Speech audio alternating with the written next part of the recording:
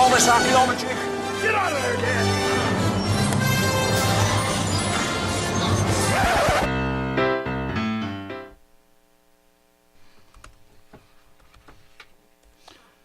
All right.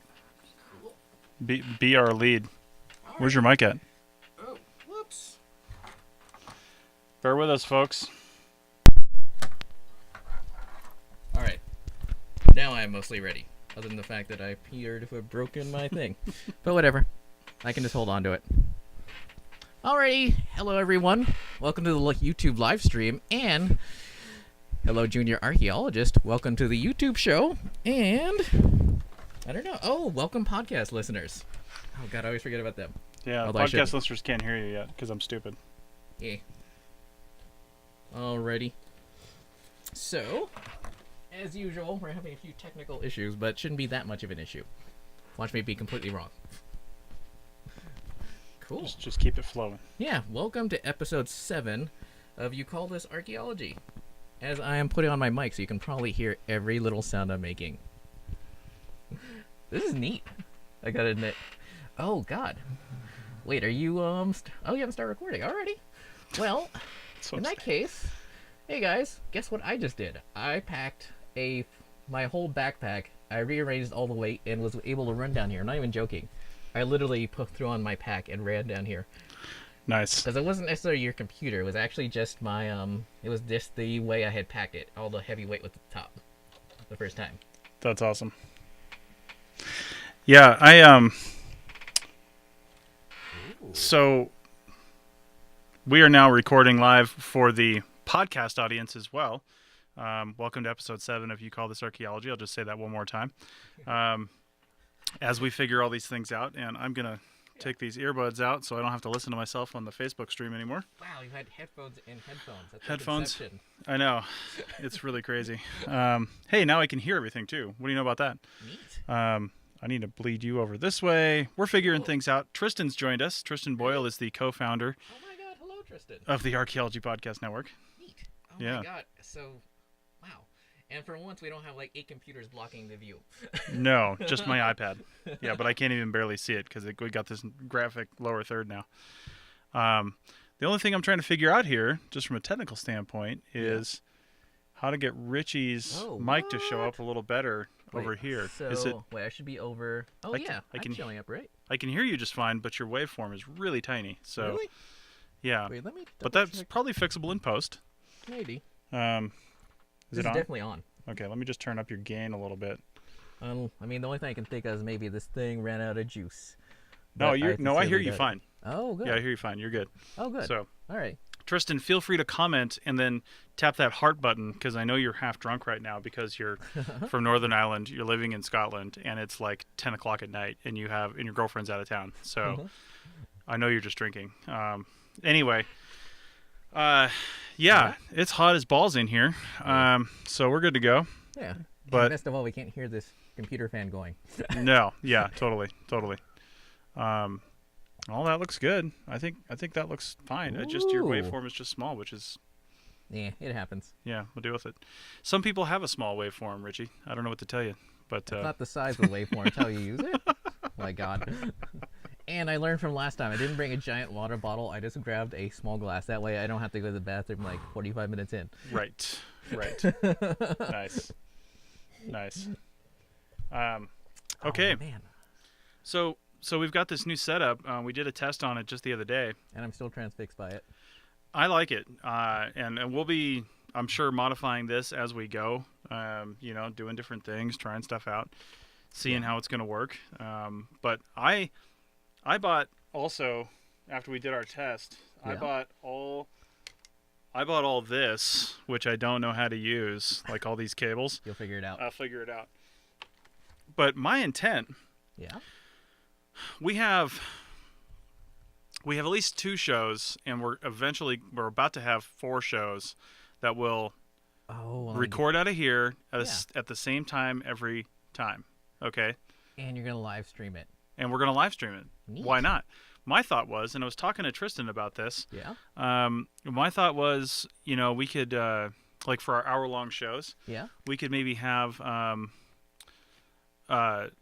like we usually do 3 20-minute segments, 18, 19-minute segments, and we could do 2 segments, and then maybe for the last half or the last segment entirely, we could start answering listener questions. They could put those up because they'll be able to hear and everything. And what I'd like to see, this will take a little more work, and you'll have to show me how to use this program and do some things, but what I'd like to see is, like, if we know, we're going to know ahead of time who's going to be there. So we'll have default screens that maybe in addition to, like, the lower third that we have here, I gotcha. we could have the pictures and names of the other people that are on Skype because we won't be able to see them. Yeah, that's actually pretty easy. You can do that in this program. Exactly. So we'll just modify what we can see over here, and especially if it's just like me in here, I can probably have, myself like this, and then on the other half of the screen, I can have my co-hosts, and then we can have something called out in the graphic that says, and here's the person we're interviewing. We can just get a picture from them or something like that. So I think that would be really cool. By the way, you can't just program that to stay on the whole time? So, well, I can't. I just think it's oh my god! Well, of course hats are mandatory. Why wouldn't they be? Hats are mandatory if you're Richie Cruz, Tristan. Well, Tristan's posting as Archaeology Podcast Network right now. Or do you earn them? He says. He says, or do you earn them? Yeah. Like, you make them. Did you earn your hat, Richie, or did you? Well, not this one, but the other one I wear. The one that I had to retire to, like, civilian life. Your field hat, or what? No, the one that I been wearing for years because I got a brand new Stetson last year to wear in the field. So how long have you been wearing hats in the field like this, or were you wearing hats like this before you even went in the field, or was it kind of like at field school? So for 10 years. So you started in field school. Yeah. You said, "Fuck it, I'm going to archaeology field school. I need a hat. I need a Stetson." Yeah. Although the first thing I actually bought was my replica Indiana Jones jacket. I'm not even joking. And now it actually looks worn in, which it should, considering I've hauled it all over the place. Yeah, totally. Nice. By the way, can I say that? Oh my god, I love the fact viewer interaction. We just need more viewers. I know. We need more viewers. If you're watching, and the minute you said that, it went from 3 to 2. Okay, it's back up to 3. And they're like, "Nope, out. See ya." Anyway, if you're seeing this, maybe share it out, to your audience. Totally. But we get more likes. We get probably at least 10, 15 likes a week on the Archaeology Podcast Network page. Yeah. Neat. So the more people that see that, the more people Facebook's algorithm decides to send out. I don't know how you boost live broadcasts because you're doing it. You can't boost it. Like, you can't. How do you pay for the boost? You can boost the video after it's over. It depends. Just like through social media. Plus, it also depends on the platform. Yeah. Because I assume that all APN listeners actually got like this channel went live update, because Facebook does that to me. I'm like, go away. Right, but is it all of them? Yeah. Is that anytime anyone I'm friends with or liked goes live, it tells me. Okay, cool. Which I feel like I should be able to turn off. Yeah. And Tristan says, "Indiana Jones jacket, really? Is that a bit cliche?" Well, I was like, this was more than 10 years ago. Nice. Back when Indiana Jones was cool. Well, back before, you could just get them on the internet. I literally had to send a check all the way to England. Oh my god. And then they had to send it to me. I mean, can't you buy other just like jackets? Does it have to be? But this one is the actual, this is made by the actual people who made the actual jacket in the actual movies. Really? Yeah. There was actually, before I found Archaeology, I found an Indiana Jones website that showed you where to get all replica props. Wow. Yeah. That's hardcore. Yeah. Yeah. So I couldn't help myself. Plus, I really wanted a leather jacket. It's like, well, why do I need 2? I'll just get one. And the whip? Do you have that? Yeah. No whip. I do have a pistol. Okay. Wow. Okay. I know, I can't help it. Nice. All right. So. Oh, we should ask Tristan, what does he think about the new graphics? Tristan. Yeah, I know. I mean, you heard that. Tristan, what do you think about the new graphics? Do you think this is a thing we can keep doing? Tristan, if you decide to do this from your place, you might have to clean up your background a little bit. I've seen it. There's usually like clothes and other stuff. Although I don't know if I've seen the newish place he's living in. So I guess it's not that new. You had been there for a little while, but that's kind of like my place, except I've been slowly getting it clean. Very slowly. Nice. Well, you live alone, so you can do whatever you want. True. Tristan, I'm trying to simplify my life. Yeah, well, and you should. Yeah. Yeah, that's what I did just a few months ago. Well, I mean, it's because I just been so busy with my regular job, I haven't been able to. Yeah, I hear you. Yeah. So, are you now? An episode or two ago, you mentioned the possibility of fieldwork coming up with another company. Is that still on the table? Supposedly, Yeah. and even more, I saw an ad on archaeology fieldwork, and I was scrolling through the ad. It's like, oh, I know that person. Maybe I should text her. But then I'm thinking, I'm kind of having fun doing this. I'm not even lying. Yeah. Plus, I also there's like jobs here in town, and it's like I even dusted off my old civilian resume. I don't know. What do you think of that? That is your resume? That's my regular person resume. Wow. That is. What's your impression as a regular person? My impression is I want to hire you, and I can't even. And I'm not even going to read it, like, because I appreciate people that do things new, and it also looks like a Monopoly board. Exactly. But yeah, which I love. And you've got little graphics. I mean, we need a closer look at this thing. I'm not sure I was going to pick up on a 720p camera. Yeah, probably not. But anyway, you can tell the style anyway. You don't need to read it. But that's probably one of the most amazing resumes I've ever seen.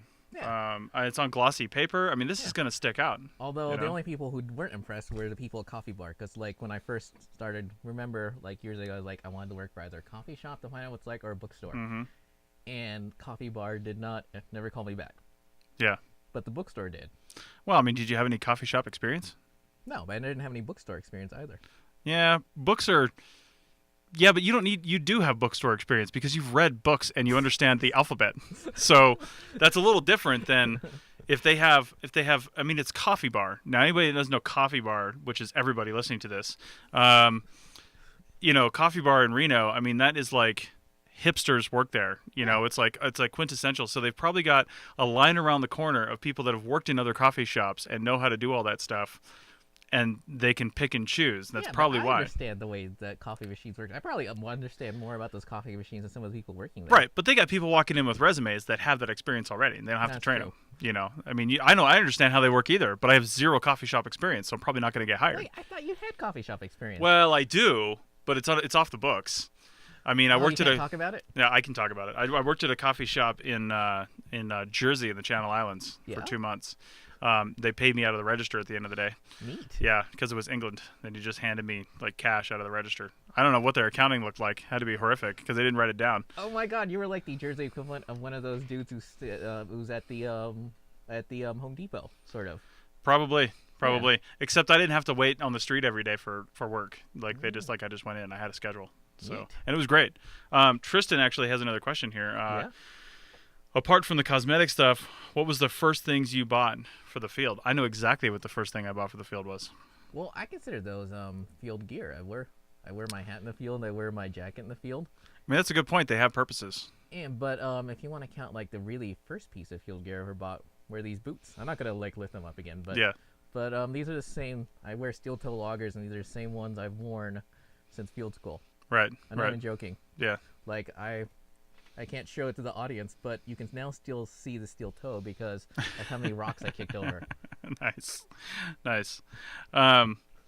Well, I know my first piece of field gear because when I went to Africa for field school, I didn't bring anything. They didn't tell us what to bring. They told us clothing-wise what to bring, but they supplied everything else. So I had no like real field gear to bring to Africa, which means I didn't bring any gear back either. Yeah. So I ended up getting my first job, which I got about a week or two after getting back from Africa, I think. Yeah. That was up in North Dakota. Yeah. I showed up on site with like, a backpack that had my lunch in it and like a bottle of water. Really? Yeah. So, I mean, I had boots and I had, clothing and things like that. I didn't have like archaeologist clothing, but So they were nice clothes. They were decent clothes, yeah. So I destroyed them immediately. But anyway, I didn't have any of that stuff, and I went that night to Home Depot or Lowe's or maybe it was even an Ace Hardware. I happened to find Marshalltown trowels in town somewhere, one of those stores, and I bought a pointed trowel and a square trowel. I bought a plumb bob because we was on an excavation, and they told me what to get. I bought a plumb bob. I bought a line level. I already had a compass because I just had a good compass. And I bought a I don't think I bought a clipboard. I think I waited to buy a clipboard until later. I didn't really need a clipboard on that project, which was weird because we had digging partners and stuff, and they weren't going to put me in charge of any sort of paperwork. Yeah. So I don't think I picked up my first clipboard until after my second project, because that project, the minute you arrived, they gave you a bucket full of supplies that you could just keep at the end of the project. Yeah, which included like a plastic. No, I think it included like one of those shitty, like wooden clipboards. Yeah. And stuff like that. And then when I left that project, that's when I got my first like metal forestry supply clipboard. Is that the same one you still use? Used? Well, it's the same one I still have. Oh. Yeah, I've had it for a long time, but I don't use it anymore because I use iPads. So yeah. By the way, Tristan asked an interesting question, because like, what at the end of your first field season, what did you have that you realized you didn't need? And for me, because you were talking about this on another show, the CRM Archaeology podcast, my field school was actually CRM focused. So you were just like a CRM archaeologist for like 5 weeks, essentially, for the Forest Service. Yeah. And that's actually where I realized I had a whole bunch of stuff I didn't need. Like, I bought a military surplus backpack with a steel kind of I don't know what you'd call it, but like a steel frame. Yeah. And that thing was stupid, like, because I didn't even think about just buying a regular hiking pack. Nice. Yeah. Well, his question's actually a little different than that. But we'll answer that in a second. So, but I'll answer the same thing. Mine's a little different. I mean, I've only purchased stuff that I needed because I probably bought it too late, right? Yeah. Like after I actually needed it. Yeah. But I know when you're moving around the country, you need certain things at certain times because you do different things. Like when I came out here out west, I really needed a GPS more, whereas we didn't really use a GPS that much on the East Coast. I think people do more now, but it was more just following a bearing on the compass. Yeah. And, the only thing we were GPSing in were positive shovel tests. So, and we weren't even doing that like the crew chief was at that project. So anyway, people do things differently, so it's probably different styles to that. But either way, coming out here, I mean, there's a lot of stuff that I just don't need anymore working out here. Like I hardly ever use my shovel anymore unless we have an excavation. But I lived by my shovel on the East Coast, because you have it. Well, you don't carry it in your truck just in case? I mean, it's in my truck as an emergency supply, but I don't carry it with me while I'm on survey. True. So and the only reason I carry my trowel is to, if I had dairy that morning. That's the only reason I carry my trowel. But that's everyone. I know, but not on the East Coast. You need your trowel. You need your trowel all the time on the East Coast. So you did? Yeah, when I was doing shovel tests, sometimes when you'd have a positive, you'd reach down with your trowel and grab out something out of the bottom for doing a Munsell or something like that. We use your trowel just all the time. That's true for that sort of thing. Yeah. So I mean, not for like digging up artifacts. I mean, you're doing that with the shovel, but I would do that with, doing Munsell or doing whatever. So use the trowel more often. And then compass out here. I hardly ever use my compass anymore. I'm practically ready to stop bringing it because the few times I do need a compass, I really just need like a bearing on a feature or something like that, or a road or a photograph. But my phone does that. And it does it close enough for photographs that it's good enough. It doesn't have to be a sub-meter GPS or a single degree compass. Oh, Christian LaRosa joined. Who's that? Welcome, Christian. He's on the East Coast. He works for CRM companies out there. Really cool guy. Leaf coverage in the first surface. I'm familiar with that. Nice. Yes, that's what he's talking about with trowels. So let's get back up to Tristan's real question. Oh, you can scroll. Neat. Yeah. Actually, we'll do those in a second. Let's do a quick, because we're at 18 minutes, so we'll do our first break. And I just want to promote once again, and I think I put some up there. Grab some of those right there. Yeah. So, real quick, we've got stickers now. This is just an APN sticker, but and Jesus, I didn't bring any down with me. But we've got stickers for like most of the other shows on the APN. The shows we don't have stickers for, we'll have them for probably within another month or two. But we have stickers, and they're these little 2-inch square rounded corner stickers, so you can fit all of them on your clipboard or on your water bottle or something like that. I didn't want to do like huge stickers because we have like 13 or 14 of them right now.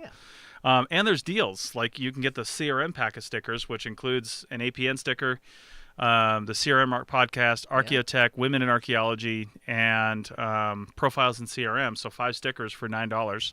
And you can get all the stickers right now at arcpodnet.com/shop for $20. And if you order, I sound like an infomercial. If you order within the next 24 hours, I'm going to hold off shipping any orders that come in until mid next week, only because I bought these new cards, these little cards that I can, because I needed something hard to ship them in.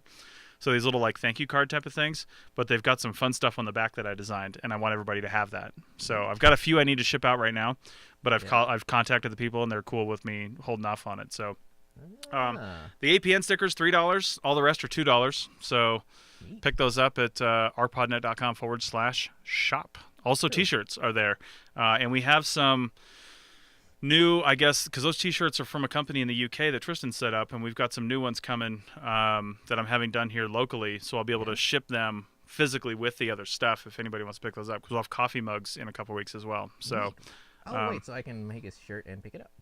Yes, you can just walk in the front door and pick it up. So shipping costs are easy. All right, so Tristan's real question was, what did you realize you didn't bring with you that you should have at the end of your first field season? And I think for me, it was probably, again, it depends on field seasons where I worked. Like on the East Coast, it was probably boots. I don't think I had the right boots on the East Coast. I think I had like hikers, whereas on the East Coast, I really prefer like work boots because you're in a wetter environments a lot, things like that. But like strict work boots, I don't feel like I need that out here on the West Coast. I prefer more of a hiker because it's a drier environment and you're just hiking over the landscape. So I think that's one thing I can think of right away. And another thing I can think of is backpack. Yeah, see, me too. Oh my God, backpack. People get the most inappropriate backpacks. Yeah. You know, like they're either too big or too small, and you realize exactly what you need after you do a season with a backpack.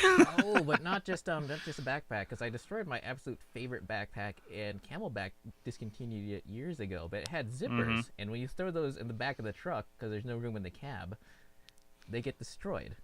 Which I didn't think about. It's like that was my favorite backpack ever, like I've ever had. Right. Even more so than like anything I have now. Yeah. But if I had to name something that I realized that I needed, when I first started in the field, I really disliked Camelbacks. So, and they didn't have those lightweight plastic, like they had Nalgene's, but I didn't like those. I wanted something you could put a spout.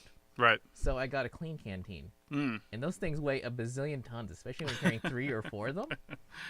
Nice. Like, so it's like, that's why I use platypuses now, even though they don't last that long. Yeah. I don't care. Yeah. Because they weigh nothing at the end of the day. That's true. Christian says he wears waterproof hiking boots, and he's East Coast. He does shovel testing all the time. Oh, my God. When I was on the East Coast, I would wear muck boots. Yeah? Yeah. Yeah. I mean, you need that stuff out there sometimes. Yeah. I mean, it's just, you never know when it's either going to be pouring down rain suddenly, or it's just freaking wet. You know, not like swamps in Louisiana or something. That's a different thing entirely. But like doing shovel testing, I've done thousands of shovel tests, not nearly as many as Christian has, in like North and South Carolina, some in Georgia, things like that. And sometimes it's just the humidity is 90%, and you just walk out the door and everything's just dripping wet with moisture in the morning. For me, I was going through the bogs and swamps and whatnot of Minnesota. Wisconsin and like eastern part of North Dakota. Yeah. And that was miserable without just regular boots. Right, totally. Oh, and the bugs. I just can't. Oh my God, just thinking about the bugs. Nice. Like Cabela's. I wish I had it here right now, but Cabela's actually sells an entire bug suit. Like it's for hunters, and it just like it's like, you know, it's like the head net bug thingy. Yeah. But it covers your whole body, and I ended up wearing like the jacket, or I guess the shirt part, even though it was 1,000,000 degrees, because it was so gross. Like like just thinking about like, ugh, it so grosses me out just looking at some of those it just like certain days you just be like your face, there'd be like 1,000,000 mosquitoes on your face trying to like push their way in to get to you. Yeah. It grossed me out so much. I'll never forget working in Utah during mosquito breeding. See, there was about 2 weeks of a whole session where mosquitoes were just, they went from, okay, here's a couple mosquitoes to billions of them. Yeah. And we would actually, somebody would run up to the truck and unlock all the doors, and then we'd run back, and then all of us would, like, we'd let the mosquitoes like coalesce around us in a cloud, and then we would run as fast as we could to the truck and get in, and then we'd spend the next 2 or 3 minutes like smashing them against the windows, the ones that made it in with us. It was horrific. Tristan was mentioning that we're not going to do an archaeologist stickers because it's a terrible show. I disagree. An Archaeologist is probably one of the better shows, and it's run by Tristan. It needs to come back. And I think in honor of that, we're going to do thongs, like man thongs. Not woman thongs, but man thongs with the An Archaeologist logo on it. So, I can picture that. Maybe Tristan's face, like, like right on the thong. Although you did have a request for another show that currently isn't airing. What's that? Jenny McNiven's show. Struggling Archaeologist Guide. Yeah. Somebody asked if we had her stickers. See? And I just looked. She hasn't posted a show since September, and it's still popular. See? You know, that's why Jenny, if you hear this or somebody mentions it, you need to put your show back out. Because you have fans. I know. She has like kids now too, so or at least one. So Tristan also asked, have you ever dug in clay? In rain, it's impossible. Christian, of course, has. Yep. And he says Tristan says he didn't find anything. My worst clay story, Yeah. which you've probably heard, is Vermont. I was working for Berger. Yeah.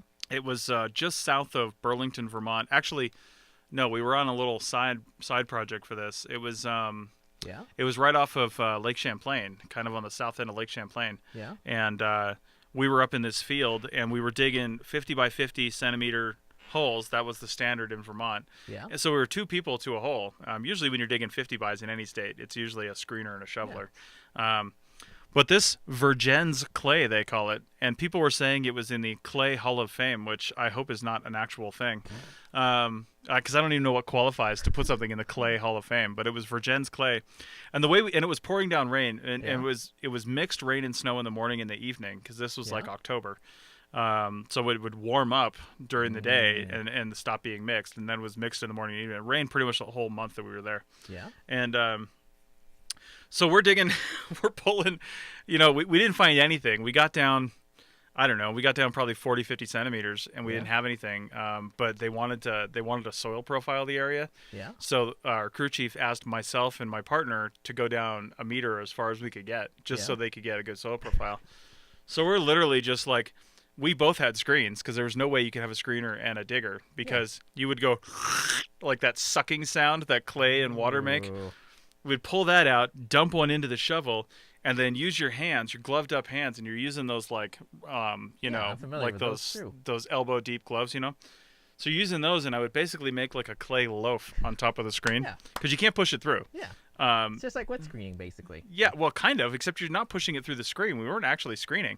Oh. I had a sharpened trowel, and I'd make a loaf that was about the just skinnier than the length of my trowel, and I would finally slice through it, and then throw the slices away, because it wasn't going through. So if we were going to find anything, you'd hit it on the cross section, but we found nothing.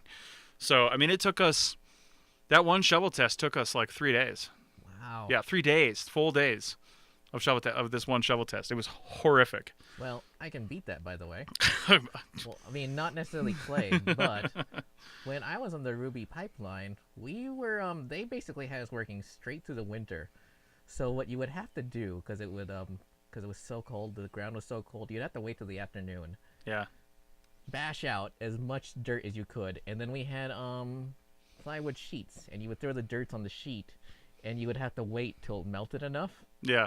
And then you could screen it. Oh my god. But it wasn't technically screening, because there were so many clumps of dirt that I could see artifacts in them, but there was no time in the day, so you couldn't like mash it enough, so you just had to throw it out. Right. Oh. Yeah. The Christian saying it's worse. He's saying worse when you have to dig 20 centimeters of pure clay, because in the scope of work it says that you have to dig until 2 sterile levels. Oh, I hate True that. Story. I hate that. Yeah, because you get down to those clay levels sometimes, and that's the horizon often in some places where it's just sterile and you know it. Yeah. But they say you have to dig 2 sterile levels, and if your levels are 10 centimeters, that's what he's saying, 20 centimeters, 2 pure sterile levels. It's like when we were digging by the side of the road a couple of years ago. Oh my god. And you would literally hit that like that, I don't even know what you call it, the super compacted part. Yeah. And then Mr. What's-His-Name kept saying, dude, you can dig straighter and faster than that, until like he tried it, and it's like, fine, you dig it. Yeah, totally. And Christian's mentioning the red Georgia clay too, and anybody that's driven on a dirt road down there or dug any sort of holes knows that, my god, that red Georgia clay just gets all over you. When it's powdery, it's everywhere. When it's wet, it's horrific and never comes off. It turns into snot. It's just bad. Oh my god. Well, it's like digging out here where you're like in a mixture of dirt and some of those rock outcrops. Yeah. And you just like, it's down there, but you're just like banging. Yeah. I remember one of my first excavations I did out here was right after grad school. Actually, I think it was my first Western excavation. Yeah. And it was out near Battle Mountain, Nevada. And we were only going down maybe 20, 30 centimeters tops. You know, most of the stuff was real close to the surface. And it was pickaxing the whole way. Yeah. Man, it was just compact as all hell because it spent, I mean, it's had, you know, 8,000 years of compaction on top of it. Oh my God. So, you know what always amazes me? Some guys I've seen are really amazingly good with using a pickaxe. Like they can like chop sidewalls super straight. It's just like those magical dudes who can dig straight sidewalls with a round shovel. Nice. Which happens. It's like I do crazy. I do it. What? I'm great at it. I'll tell you what. We should talk about shovel testing technique. Oh, we should. Because we just did some shovel tests. That's true. And I don't know if you looked at my shovel tests, but my round shovel tests had straight walls. I don't pinpoint them. And you know what? I dig round shovel tests the same way that I do straight walls in a unit with a round shovel.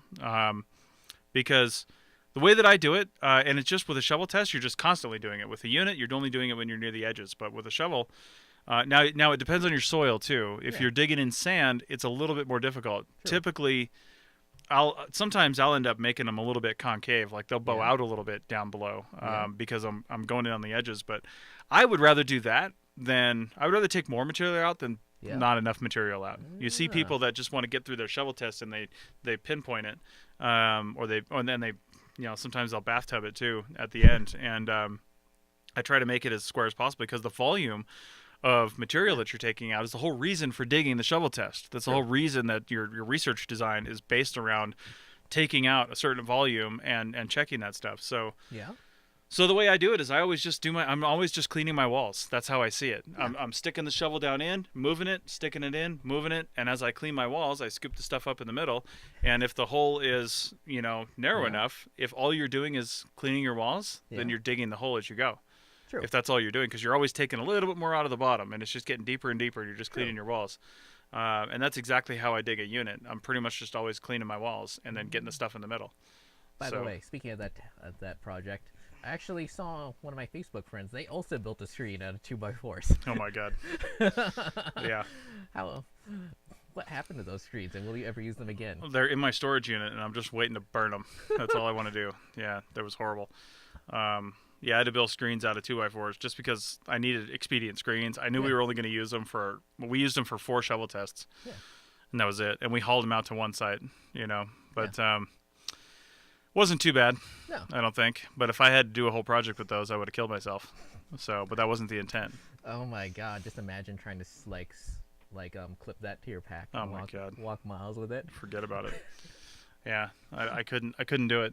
Although that does make me think of my very first project in archaeology. I got there, and the office was actually a house that had formerly been a piñata shop. Oh my God! And the backyard was like set up for party time. Like, I'm not even joking. Like they had made a fire pit in the backyard, and they were actually burning broken screens in it.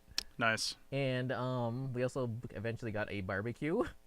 Because it was actually, the office was in walking distance to the hotel, so we would just stock the office fridge full of beer, and after everyone got back, we would drink beer there, stumble back to our hotels, and do more drinking there. And the best part of that hotel is it was right next to a karaoke bar. Nice. So that's what I thought archaeology could be like forever. Yeah, that's awesome. Hey, real quick question for if Christian's still watching, or Tristan, or anyone else. Yeah. How do we sound? Do we sound like we're talking on a crappy laptop microphone? Because the whole intent of buying these new cables was to run Richie's lav and my microphone from the mixer over to the computer that's running this live stream. So does it sound like we're on good microphones? I think it did when I was listening to it just on my headphones. Well, you're hearing it right now, aren't you?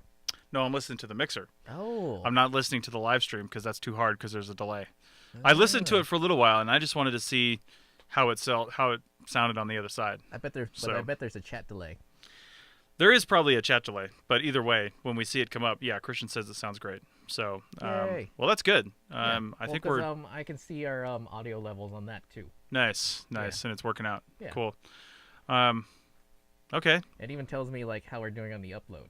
Oh, there you go. Yeah. Yeah, it's not so good on the streaming on this side. It's a little jerky that I'm watching it on the iPad. But that might just be a function of the Wi-Fi. that I'm picking up here. Well, maybe, but according to that, your computer is working at almost 70% capacity. It is outputting about 10 frames a second. Yeah. Which is why the upload is so slow. Yeah. That we might have to try this from a different machine that's a little more capable. Ooh, I mean, that computer's pretty old. You should suggest, like, oh my god, you can suggest a pretty heavy duty like computer in here, because if you had a like if you had something like my home setup. You know, I could bring my iMac down. Ooh. Yeah, and just record on this. So.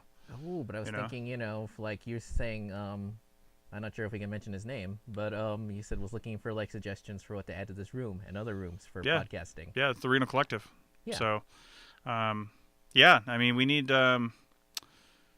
Yeah, we're going to be building this room up, so this is only going to get better. Basically, is all we're going to say there. Yeah. Yeah, it's just going to get better. So, yeah, Christian says the video's a little slow. Well, as long as the audio's fine. Yeah, as long as the audio's fine, and we'll improve on it. We'll make these things better. So.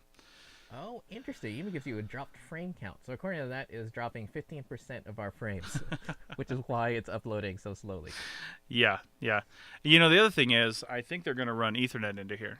Oh, that's even better. Yeah, so we'll run Ethernet out, and it'll be much better. So.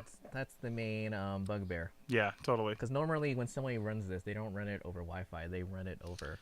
Right. And here in the middle of the day, we're doing this at 3 p.m. Pacific time at the Reno Collective, and there's a lot of people here working right now. Yeah. I mean, it's heavy time of the day. Now, it's a Friday, so there's probably fewer than on, like, a Wednesday or something. Yeah. But there is a number of people here, so that's going to be contributing to the slowness. Yeah, and I noticed everyone's got, like, heavy-duty, like, computing setups. Yeah. Which does remind me, I was going to ask you, I already asked you at the bar the other night, but if you were starting out field tech, and you had, like, maybe your regular car still, like with the way you started out with archaeology, what would you pack as far as, like, tech devices? And you don't mean just, like, for field use. You mean just, like... Yeah, for your personal consumption. For personal use, yeah.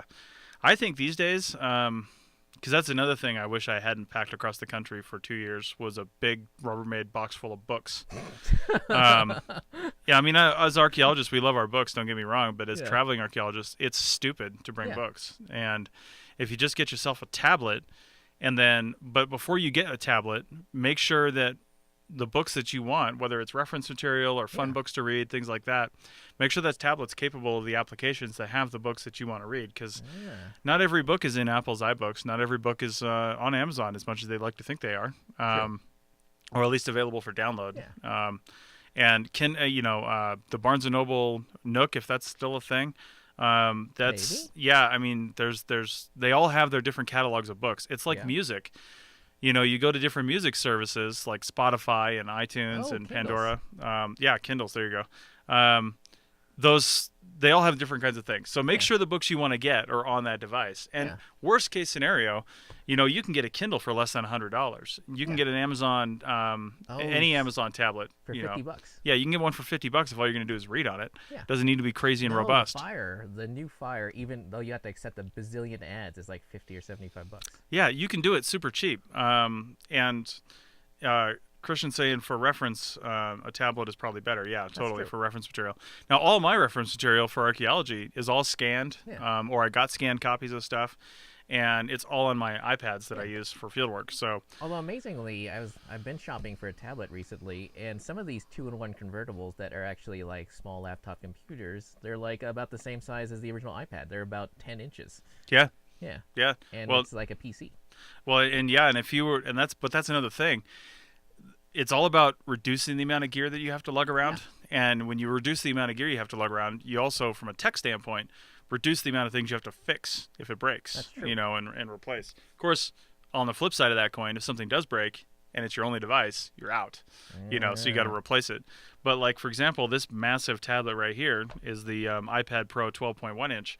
Yeah. And I would say for probably a lot of field techs, if you spend the majority of your time watching Netflix, Hulu, YouTube, reading, surfing the web, doing email, FaceTime or Skype. This is all you need. Yeah. Although I've been looking at Samsung has a Surface competitor, and it comes out to, I believe, slightly cheaper than iPad Pro, but it's a full Windows 10 machine. It just depends on what you need. True. If you need desktop applications, Yeah. then you need to get a machine that's capable of desktop applications. True. I have a Surface Pro 4. Windows actually just debuted a new Surface Book kind of Really? thing, and all their Surface Book lines, for those that don't know, the tablet basically comes off the keyboard and can become a laptop. Yeah. Not like this, where this also does that, but it becomes a real. I mean, my Surface Pro 4 is actually probably one of the best tablets I've ever used. Really? And I'm an Apple fanboy. So, That's true. but the only thing I don't like about it is Windows 10. Windows Oh, 10 yeah. makes it a junky tablet because I've got to deal with Windows, but from a hardware standpoint, it's super robust. It has all the ports on the side. It has a micro SD slot. It's metal. It's got a great screen on it. I love the pen. Oh my God! When is Apple going to get rid of the headphone port in these things? I'm surprised that my new MacBook Pro has a headphone port, quite frankly. I'm surprised it's not some USB-C connector because it's got 4 of those. Wait, it does? Yeah, it's got 4 of them. Oh, I Because thought it there takes would have been one. No, well, the smaller one has 2. Because you need at least 2 because one is to the power, and then the others are just accessories. Really? So, Because on some of the Ultrabooks, some of the Windows Ultrabooks I've seen they have a little dongle. It's like a pass-through. yeah, well, you can get that. Yeah. I've got one of those. I've got a thing that plugs in the side that has regular USB ports and a pass-through. Ah. So, they have those. That's what they have for iPads typically. You can get the Oh, yeah. dongles on the bottom. They usually have a pass-through for power, Yeah. and then whatever you're hooking up to it, so you can plug it in at the same time. Yeah. Real quick, we're at 41 minutes, Oh, we so are. let's do one more break. Neat. And I keep hitting this thing. Hopefully that's not too much on the sound. It is. I know. So for this break, I'm just going to mention real fast, again, stickers, but also arcpodnet.com/members. Yeah. So if you become a member of the podcast network, first and foremost, you're supporting us being able to do this stuff and to get more of this equipment, to keep Richie out of the bookstore if he wants to. That's what you're paying for when you do this stuff. And as a benefit, at the upper 2 levels, there's 3 levels, but at the 2 upper ones, you'll get 5 stickers for the first one, plus the APN sticker, and then so 6 stickers total. And then but you also get bonus content. You get episodes early. Like I've uploaded this is Friday, August 4th. I've got all the Arc 365 episodes uploaded through Tuesday. Yeah, so if you're a member, you can hear those, and you can hear them as a high quality download too. True. So. And don't forget to mention that membership plans start as low as $5 a month. Low as $5, yeah. That is basically like what, less than one Starbucks drink. Exactly. My drinks are, and Christian wrote coffee mugs twice here. Coffee mugs are on order. I think they'll be here next week. They might be here the week after that. They're out of frame. They don't look like that. Oh, they don't? No, that's a one of a kind. Oh. So this mug here is special. It's got a little orange inside because when I ordered my business cards for the SAAs, I ordered them through Vistaprint. And if anybody's ever ordered through Vistaprint, you have to go through 45 screens of stuff that your logo also looks good on before you pay. And one of those was the coffee mug. And I was like, shit, $10 for a coffee mug? Sign me up. So I got that mug, and it's the only one that exists. Now, I don't really like that style of mug. I love the colors and everything. Yeah. But my favorite style of mug is the kind of thicker one. They call them diner mugs. Oh, it's kind I of a know those. thicker one with kind of a concave a little bit, side to it. So, Christian, you can't have that one. Sorry. This is my mug. My mug. So when they come in, I'll have them for sale on the store. I have to figure out how much I'm going to sell them for. I think the individual, because I only bought, because I'm not sure if I'm going to like them. So I didn't want to spend a lot of money on them. It still cost me like $300, but Really? Yeah, well, I bought like 36 of them, and I think the cost was, because I bought such a low number, I think the cost is somewhere around $12, $10 to $12 per mug. Wow. Yeah, so I'm probably going to sell them for about 15, so we can, recoup those costs and buy more. Yeah. Because I want to do a bigger order, but I might be switching it up just a little bit. To get a different mug, because we'll see how this one looks, what the style is. You can't really tell a lot from the proof that they give you online. And more importantly, if you buy more mugs, it means we can put out mugs with different designs, like if you want your favorite show mug. Totally. Yeah, I'd love to do that. That'd be great. Because I assume you can only buy, like, APN mugs right now. That's all it's going to be for now. It's just got the APN logo on the front and the website underneath. Yeah. So, I was with Vistaprint. It was no extra money for me to put some text on the back of this one. Says, "Let us help you tell your story." Pretty corny, but well, of course they're expensive.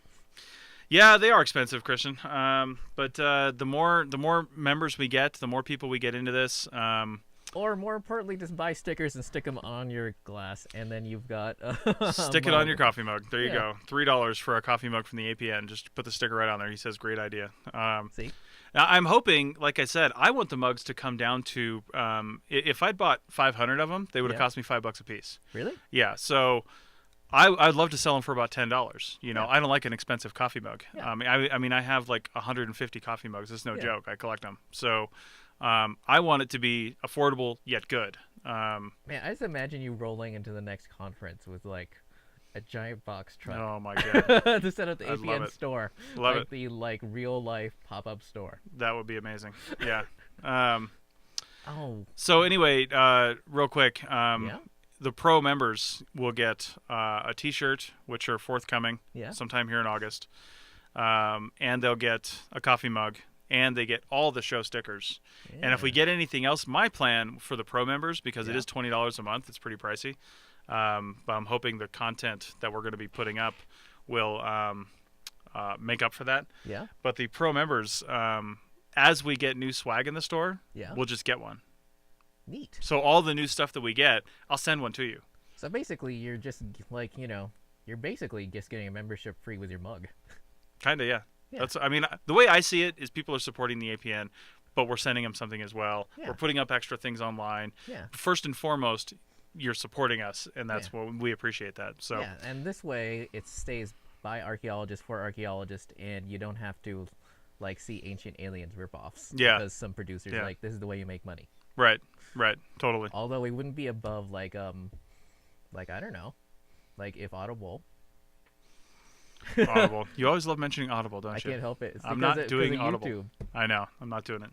I think Christian was saying he said he meant buy it beforehand. I think he meant pre-orders.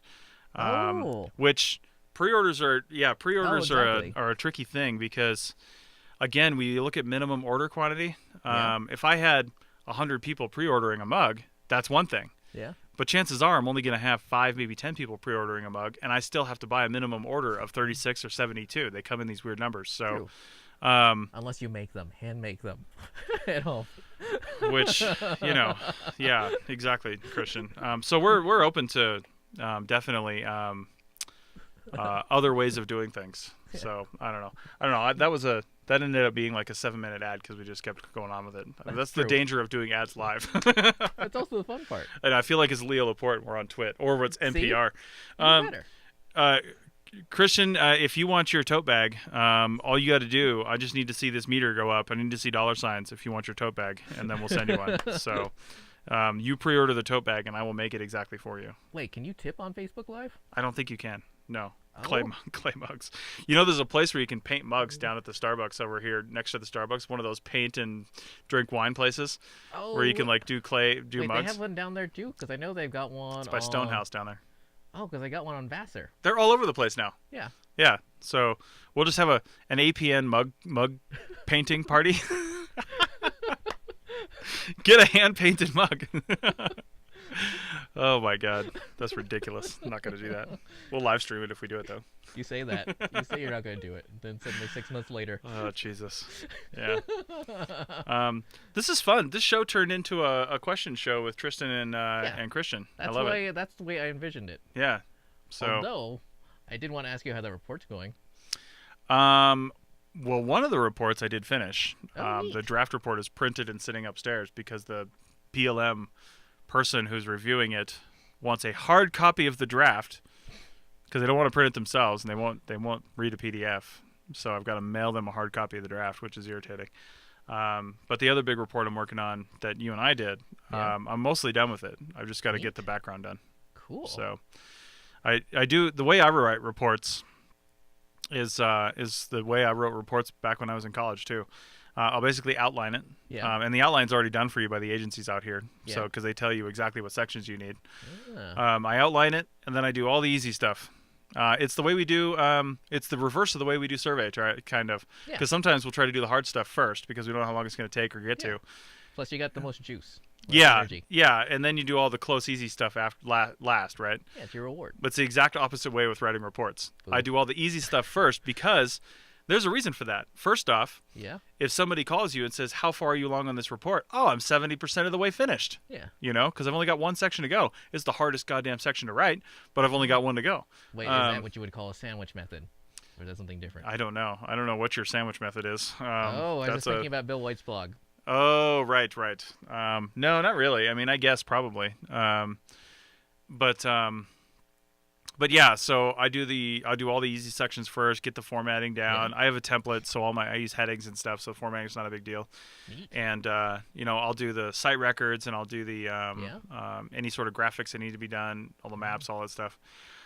I get all that finished because like your method sections and your evaluation section, all that stuff's pretty much canned once you get the other stuff done. So you just type it up. And the only thing that usually takes a little while is the conclusions, the management recommendations, which the management recommendations are actually kind of easy based on the other stuff you've done. Yeah. And then the usually any interpretation happens within the conclusions section of these types of reports. But then you also have to do the historic and prehistoric background, which could take a long time depending on how big an area you have. It's not that big an area, is it? No, for this one, it's not that hard at all. Yeah, I mean, it's pretty. Most of the prehistoric background for Nevada is like boilerplate anyway. Yeah. I have to find some stuff that's contextual for that area. Yeah. See if there's anything specific to that area. Yeah. And I actually have an email into the Forest Service to see if I even have to do the historic because there's no all our sites were prehistoric. So, that's true. Yeah, I don't think I need to even worry about it. I have no historic research questions. Yeah. So why would I do a historic background? True.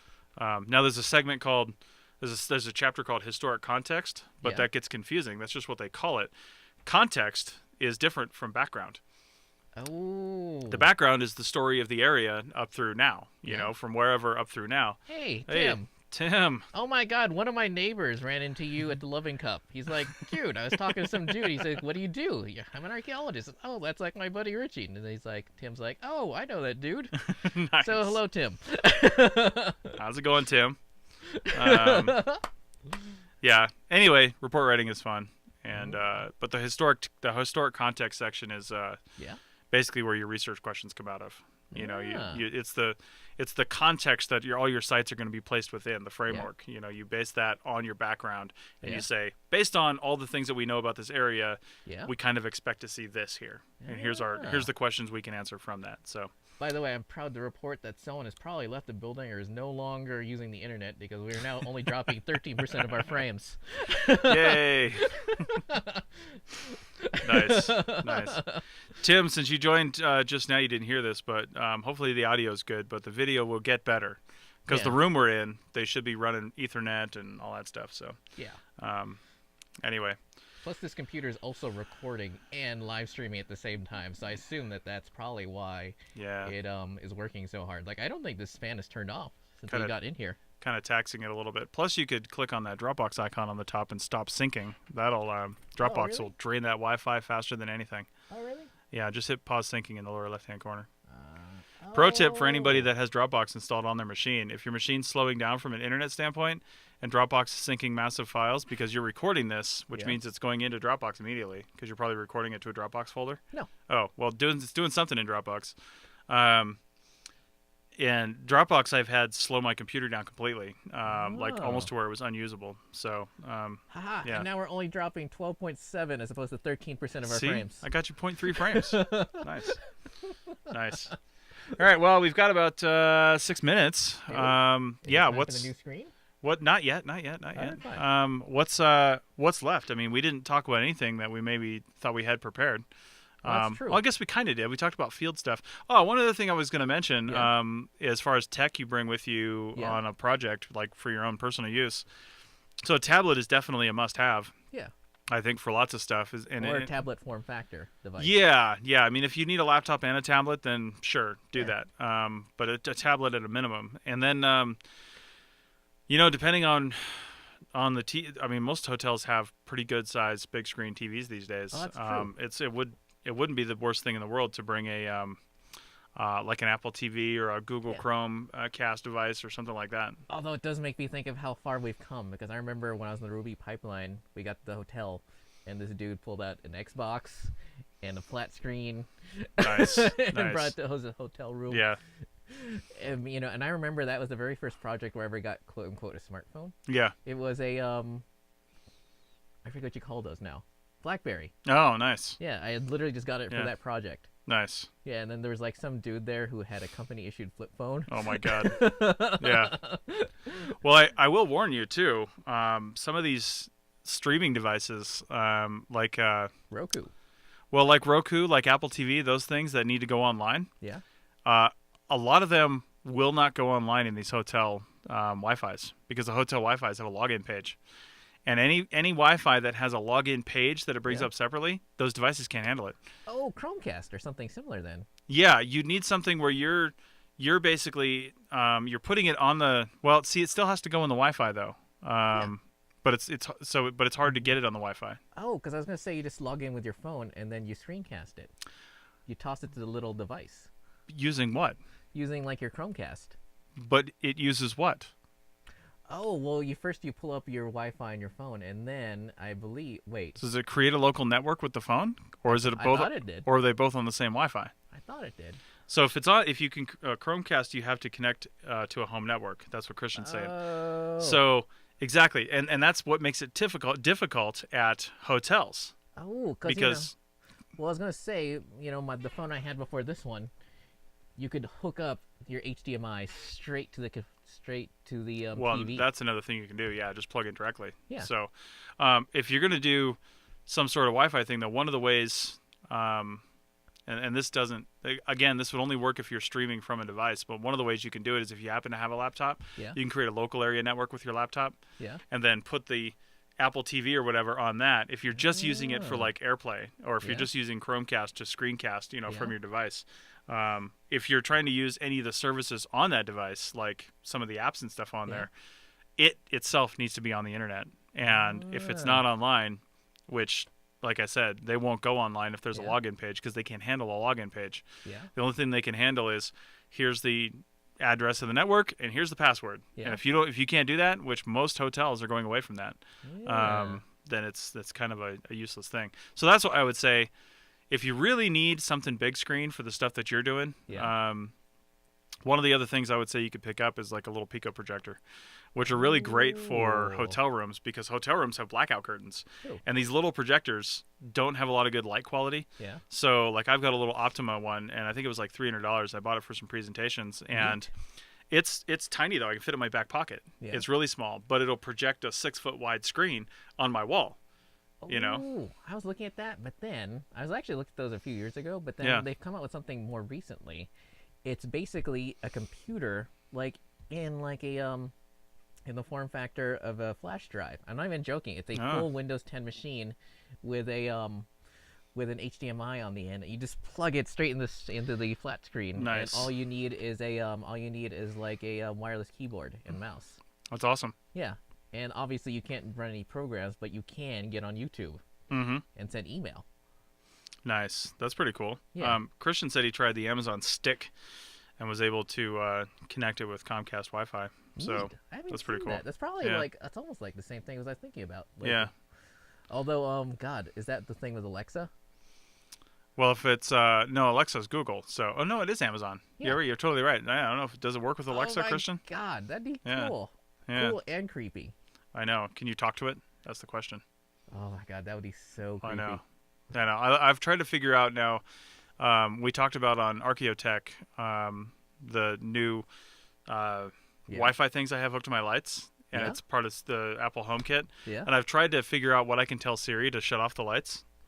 Oh yeah, Christian says it probably work in hotels with the login only option. That's possible. So be interesting to see if anybody's tried that. Yeah.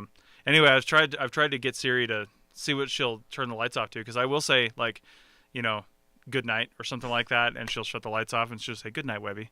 And last night I tried I'm feeling sleepy, and she's like, you should go to bed, and shut the lights off. It was pretty funny. And I've tried other stuff, and she's not so smart with some things, but other stuff it's kind of fun. I want to wait till it's darker out and I can tell her to turn the lights on, because usually it's pretty light out in our living room by like 5:45 in the morning still. Oh my god, So- you know what would be super awesome is if you could if you had your Tesla charging at home and well, I guess not charging, it'd have to be unplugged. But you could go like, I don't want a bike back. Tesla, can you come pick me up? Nice. Yeah, Think why about not? Why not? Because I was, oh my god, it's death a of long Uber. story, but I was watching something about the Model 3, and in the comments, someone made something super relevant like comment, because I remember on the Ruby pipeline, each crew chief got a computer and a little dongle to hook in there Mm-hmm. to get Wi-Fi and stuff, so they could send out the reports daily. Oh yeah.